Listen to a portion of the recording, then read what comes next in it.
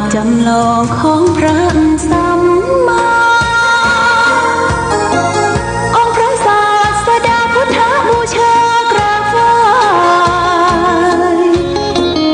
องค์พระเจ้าฝังอุดมศิลป์ผู้สร้างสรรค์มานานไกลนามอุดมก้องไปสมในฉายาก่อนเป็นวัดร้างโบราณสืบสาน2524พระมหาราชครูเกษรา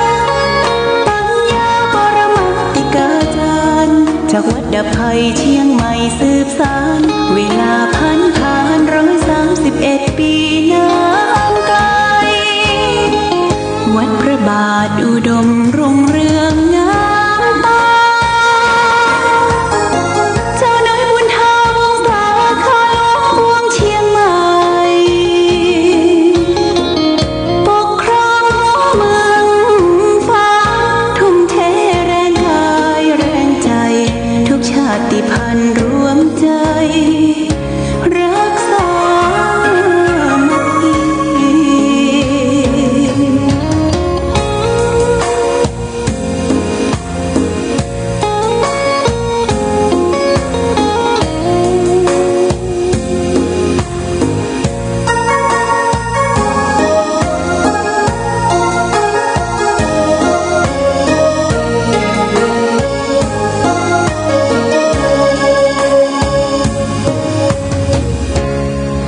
ก่อนเป็นวัดร้างโบราณ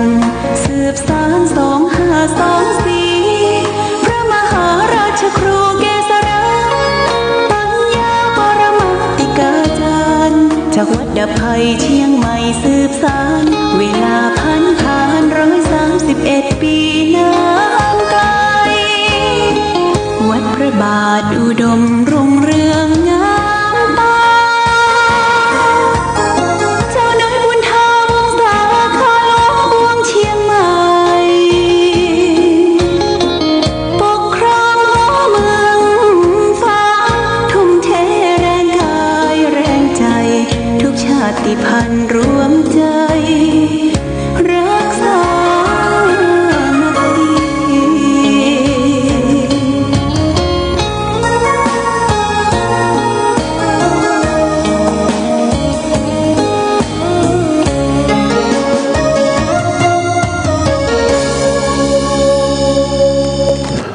เจริญสุขศรัทธาสาธุชน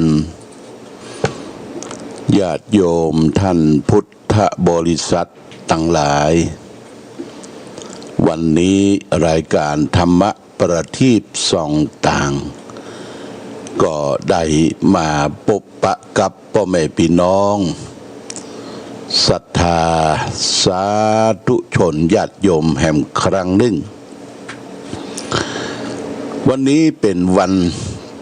พฤหัสบดีที่ 4 เดือนพฤศจิกายนพุทธศักราช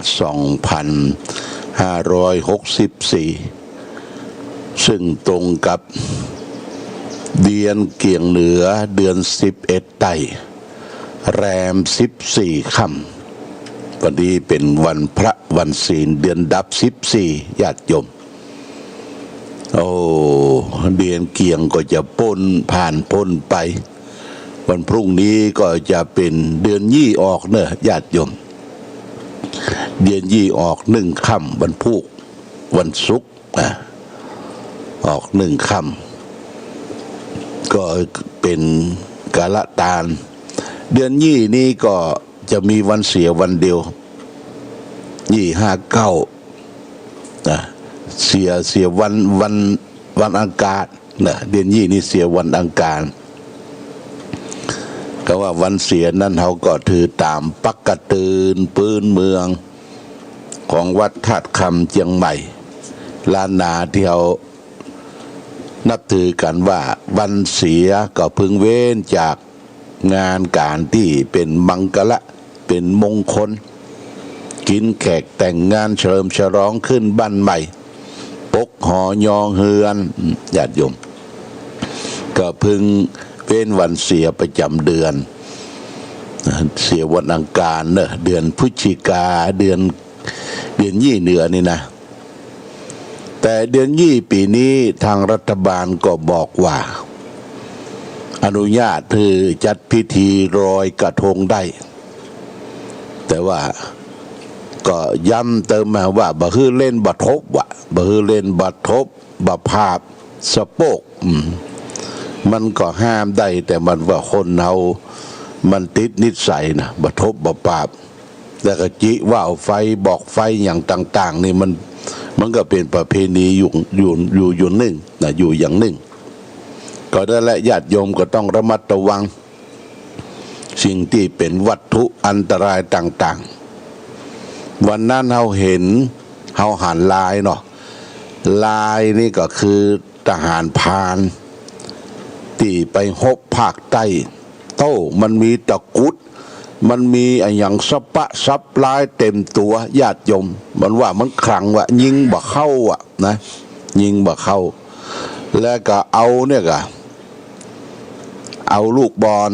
ที่เปิ้นจีต้มน้อยๆนะเอามาอมปากแล้วก็คือเขาจิตชนวนแรกกัดเด้อบ่เข้าไอ้คิงเขาหันก็หานี่เน็ตขนาดสุดยอดขนาดไหนเหรอท้าทายเปิ้นลูกที่สองใส่ไปต้มปากแล้วหมดญาติโยม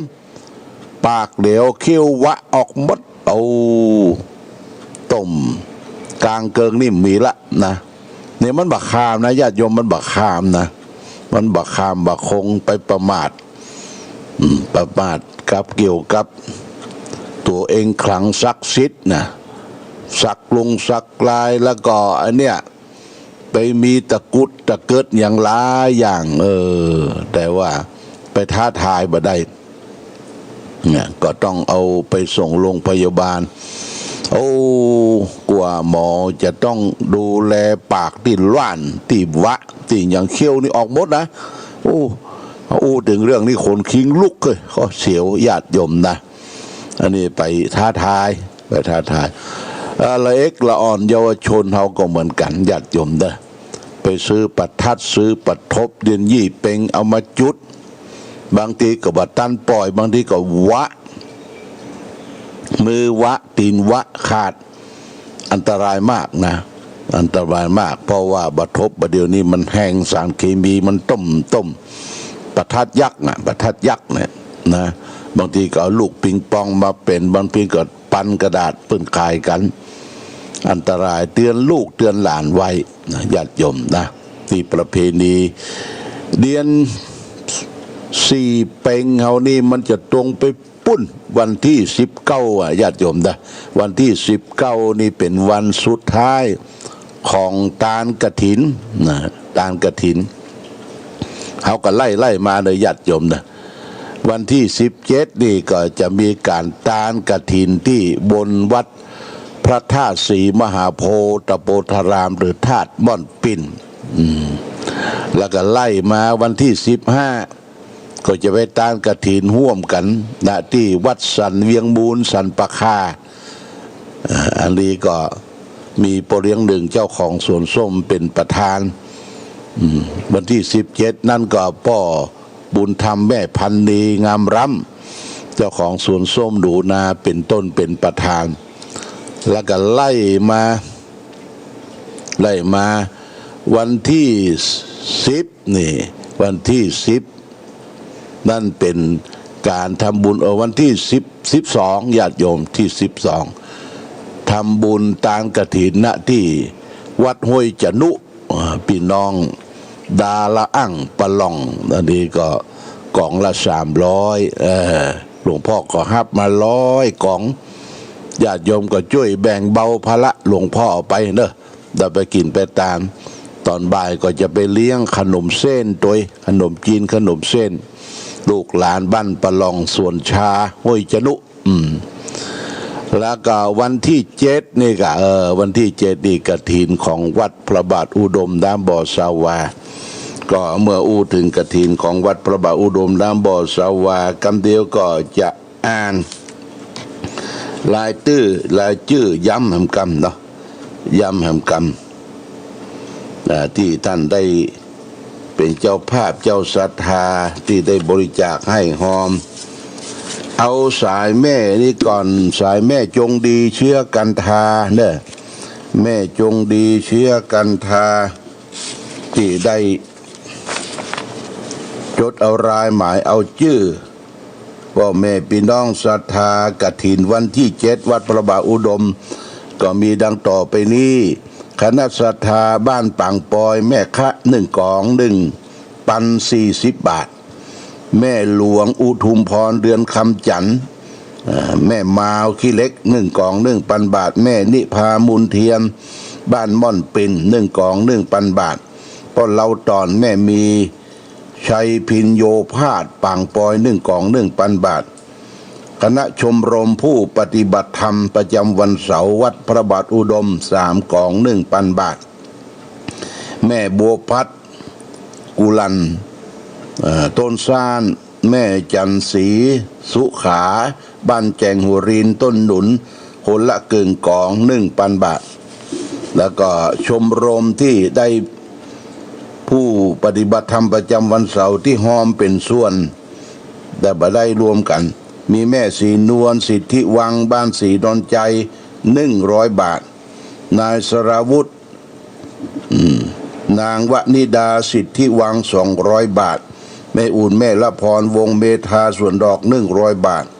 นายพิเชษวงเวทาส่วนดอก100 บาทแม่จันทรีสุขาแจงหัวรินแหม100 บาทแม่บัวพัดกุรันหอมต้นสามัคคีนี่แหม300 บาทแม่น้อยวัชรีเชี่ยวนพรัตน์40 บาทแม่ประภัยวงศรีสุขประบง60 บาทแม่ขันแก้วปานหมอก100 บาทและแม่น้อยวัชรีนี่เหี้ยวหอมแหมเนี่ยเชี่ยวนพรัตน์แหม100 บาทอันนี้เป็นต้นที่ได้ให้หอมเป็นสามัคคีที่บ้านแม่จงดีเชื้อกันทาอันนี้ของวัดพระบาทอุดมวัดพระบาทอุดมนี้ก็มีมาเพิ่มเติมก็มีแม่ดาคำพิระ1 กล่อง1 ปันบาทแม่ตาชัยวงศ์1 กล่อง1 ปันบาทแม่ตาชัยวงศ์นี่เป็นเจ้าผ้าไตรแหม1 ชุด1 ปันบาทแม่ยุพินขันทองผงซักผ้าน้ำยาประพานุ่มแหม200 บาทอันนี้แล้วก็ทัดนั่นมาก็มีที่รับเป็นเจ้าภาพเป็นกองนี่ก็วันพวกจะเอามาอ่านกันเนาะอันนั้นที่เขาเขียนกันไว้นมนานทีนี้ก็มาถึงโยมกนกพิษชัยนาพร้อมด้วยครอบครัวร้าน2 พี่น้องบำรุงค่าไฟฟ้าวัดพระบาทอุดม1,100 บาทแล้วก็โยมกนกพิษชัยนาบูชากันเทศหลวงพ่อวันศุกร์วันพุธเนี่ยป้อตาลก็คือป้อตาลแม่ขันแก้วชัยนาแห่ง1,000 บาทโยมกนกพิษชัยนาร้าน2 พี่น้องบ้านสันทรายได้ค่าน้ำค่าไฟของวัดพระธาตุศรีมหาโพธิ์วัดพระเจ้าใหญ่แห่ง1,100 บาทแล้วก็คุณกนกพิษคุณกันศินีศรีนคารินทร์พร้อมด้วยครอบครัวทำบุญกฐินวัดห้วยจนุ 1,000 บาทและก็คุณกันศินีศรีนคารินทร์พร้อมด้วยครอบครัวทำบุญวัดพระธาตุศรีมหาโพธิ์ 1,000 บาทแล้วก็คุณกันศินีศรีดารินศรีนครินทร์พร้อมด้วยครอบครัวกฐินวัดพระบาทอุดม 1,000 บาทและพร้อมกันนี้ก็ทำบุญวัดพระธาตุสีจองเมืองก็มีนายสมเพชรนางจันพิมพ์อินแก้วนางสาววิภาดามณีคัดอันนี้ห้วยงูไหนเด้อห้วยงูไหน200 บาทแล้วก็พ่อสุดใจแม่พันทองตาเหียงนี่ค่าน้ำค่าไฟวัดพระบาทอุดม200 บาทอันนี้ก็มาตังคุณกนกพิษชัยนาร้าน2 พี่น้องปากตังสันทรายโมทนาสาธุเนอญาติโยมท่านสาธุชนพร้อมกันนี้ที่ติดตามมาก็มีทำบุญร่วมสร้างพระธาตุ พ่อมาใช้คำบ้านแม่ใจหมู่8อันนี้100 บาทอันนี้ก็เปิ้นเขียนมาว่าขอน้อมกราบหลวงพ่อพระครูเจ้าคณะอำเภอฝางพระลูกบุญชัยจันทวังโสถวายค่าไฟฟ้าวิทยุธรรมะฟังทุกวันฟังซอม่วนมากวัดสันติวันบ้านโลปุ่นบริจาค1,000 บาทนะไว้สาครับนี่กันคือว่าพระบุญชัยจันทวังโส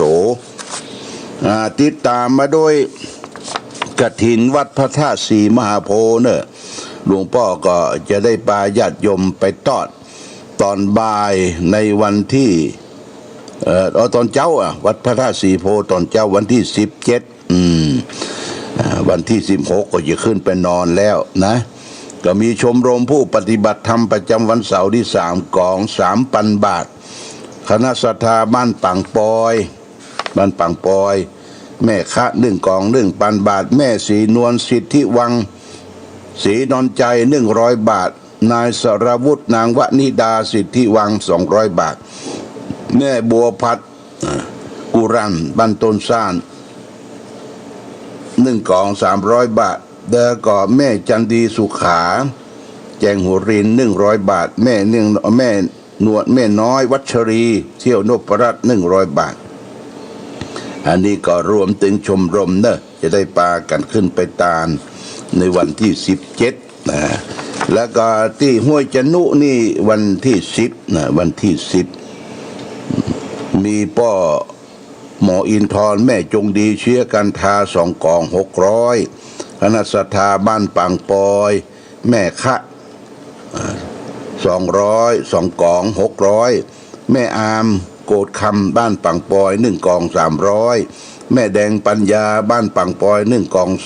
300แม่กำธรยอดคำปังปอย1กอง300แม่วิเชียนดังเราปังปอย1กอง300พ่อวิเชียนน่ะแม่ขังแก้วปันหมอกหนองห้ง1กอง300พ่อเราตอนแม่มีชัยพินโยพาสปังปอง1กอง300แม่บัวพัดกุรันต้นซ่าน1กอง300แล้วก็แม่จันศรีสุขาแจงหัวเรน100 บาทแล้วก็แม่น้อยวัชรีเที่ยวนพรัตน์ตะบงเวียงแห่ม100 บาทดิโมทนาสาธุแล้วก็ยังมีชื่อแห่งระเด้อวันพุธจะมาอ่านเพิ่มเติมญาติโยมที่รับกันเป็นเจ้าภาพ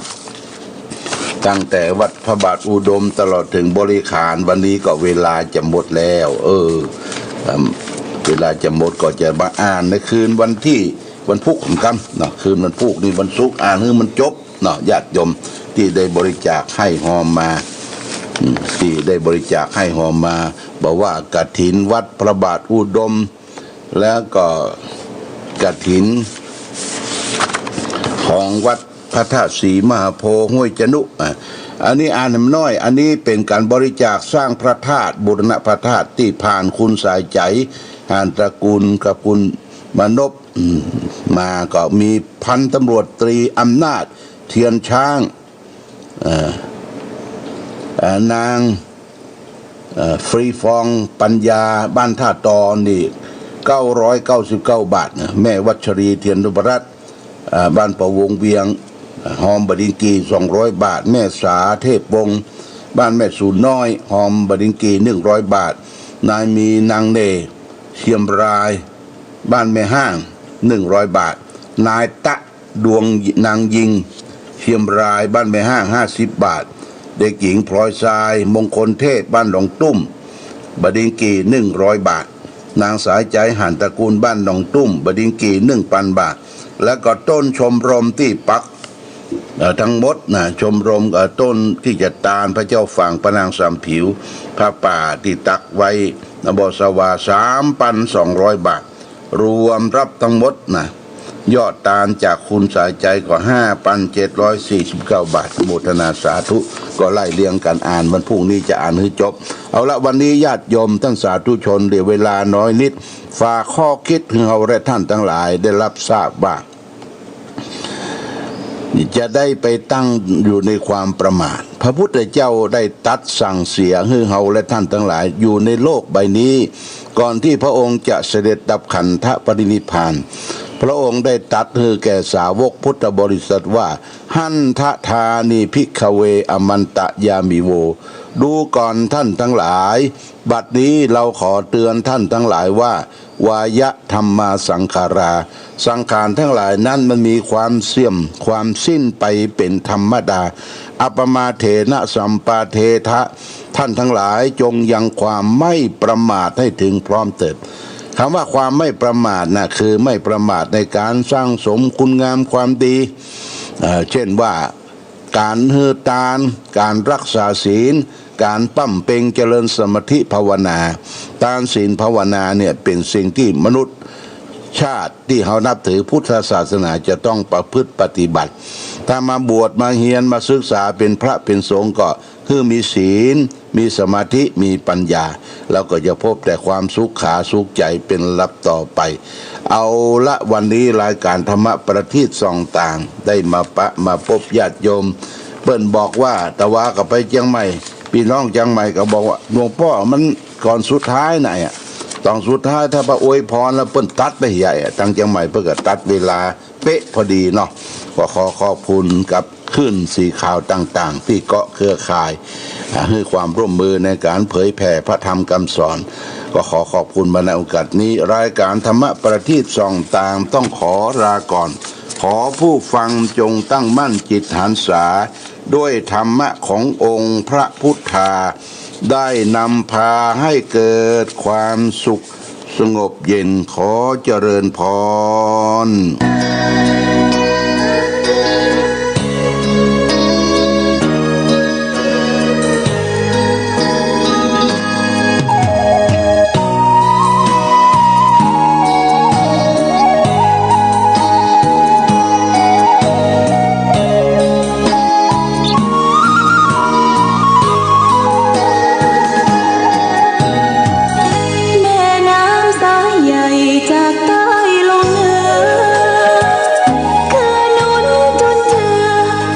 ชาเชื้อเมืองฟ้างนานมาน้ำกกท่าสะฟางสายเลือดคนเมืองล้านนารุ่งเรืองฟูเฟื่องทั่วหน้าเมืองทองของฟ้าอำไพเมืองฟ้าเมืองใหญ่คู่กับแม่อายชัยปราการพุทธสถานศักดิ์สิทธิ์เนินนานอนุรักษ์คงไว้น้ำบ่อสาวาวัดพระบาทอุดมศูนย์รวมทางใจอนุสาวรีย์พระเจ้าฟ้ายิ่งใหญ่ใช้ไลพระนางสามผิวโสภามันในรักตราตรึงผู้พันพลีชีพคู่กันแห่งนั้นน้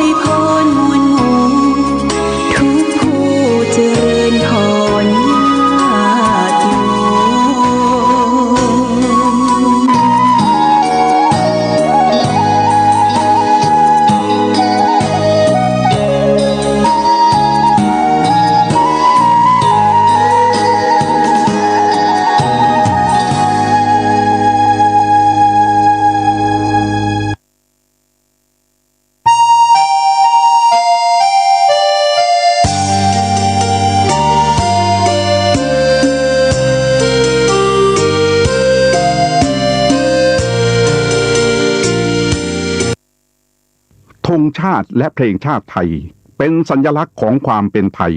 เราจงร่วมใจยืนตรงเคารพธงชาติด้วยความภาคภูมิใจในเอกราชและความเสียสละของบรรพบุรุษไทยประเทศไทยรวมและเชื้อชาติไทยเป็นประชารัฐผ้าไทยของไทยทุกส่วน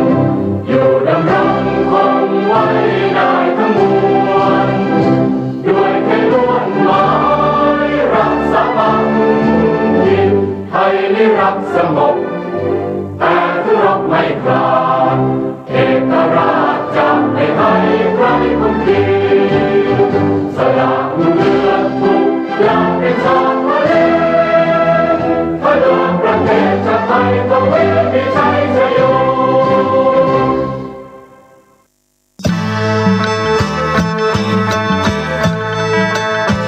ออกพรรษา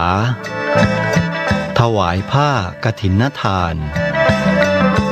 สืบสารพุทธประเพณี